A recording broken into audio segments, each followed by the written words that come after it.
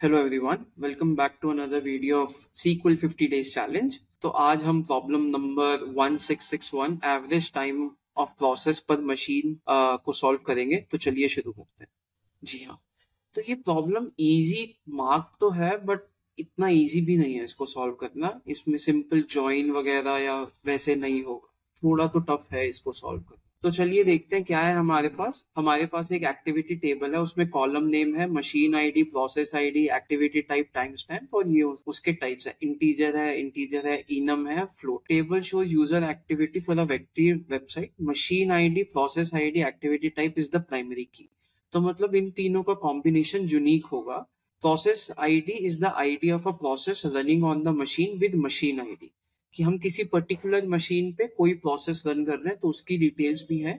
और हमारे पास activity type है कि स्टार्ट हो रही है वो प्रोसेस या एंड हो रहा है वो प्रोसेस और उसका टाइम स्टैम्प। तो चलिए देखते हैं क्या है।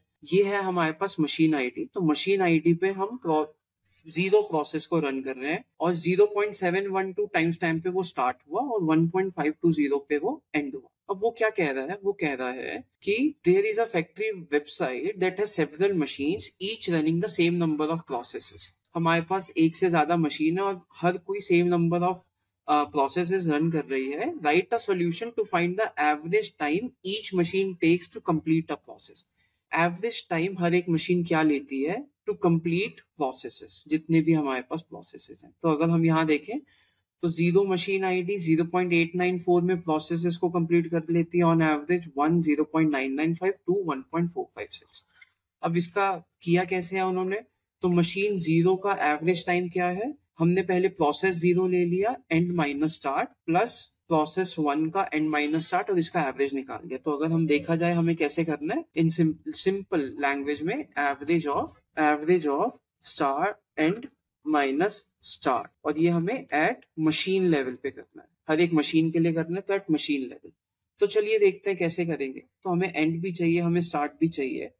अगर आपने मेरी पिछली वीडियोस नहीं देखी है तो प्लीज उनको देख लीजिए, क्योंकि उसमें मैंने एक्सप्लेन किया कि सेल्फ ज्वाइन कैसे काम करता है और इसमें हमें सेल्फ ज्वाइन ही यूज करना पड़ेगा। तो चलिए शुरू करते हैं। तो सबसे पहले तो हमें मशीन आईडी चाहिए। Select machine ID, machine_id।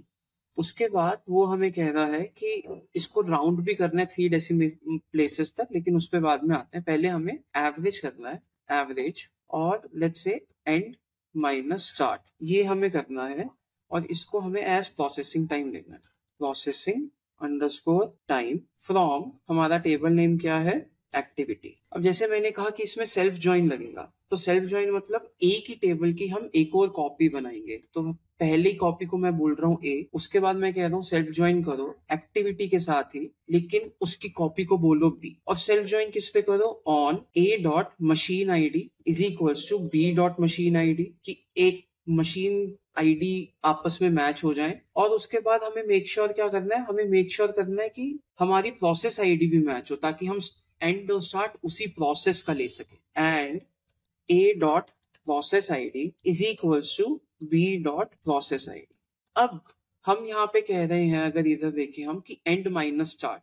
तो अगर मैं कह दूं कि एक्टिविटी बी में, जो एक्टिविटी का बी इंस्टेंस मैंने बनाया उसमें मैं सिर्फ एंड के रिकॉर्ड्स रखता हूँ, और जो एक्टिविटी का ए टेबल है उसमें मैं सिर्फ स्टार्ट के रिकॉर्ड्स रखता हूँ। तो हम क्या कहेंगे, and a dot b dot activity type is equals to start and. और इधर हम कहेंगे and a dot activity type, ये क्या होगा, हमारा स्टार्ट होगा। जब बी में सारे एंड हो गए, एंड वाली एक्टिविटीज हो गई जो उनका टाइम स्टैम्प हो गया, ए के अंदर स्टार्ट हो गए, तो अब हमें करना क्या है, हमें कुछ भी नहीं करना, हमें सिर्फ ग्रुप बाय लगाना है। Group by A dot machine ID, ठीक है। अब हमें यहाँ पे क्या करना है, इधर हमें ए डॉट मशीन आईडी ही लिखना है, इधर हमें बी के अंदर सारे के सारे एंड है तो बी डॉट एंड, और ए के अंदर सारे के सारे स्टार्ट। तो ये करेंगे तो हमारा आंसर आ जाना चाहिए।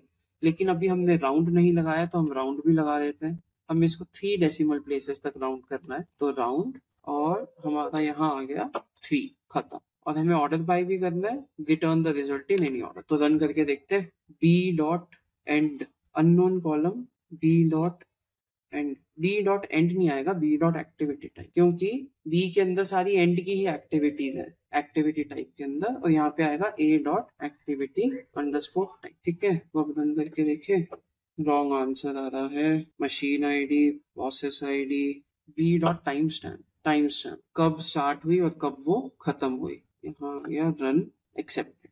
तो हमें बी डॉट टाइम स्टैम्प के अंदर हमारा एंड का टाइम स्टैम्प है और ए डॉट टाइम स्टैम्प के अंदर हमारा स्टार्ट का टाइम स्टैम्प है। तो इन दोनों को माइनस किया और एवरेज किया तो हमारा आंसर आ गया। इसको सबमिट करके देखते हैं, सबमिट हो जाना चाहिए। जी हाँ, तो आज के लिए बस इतना ही।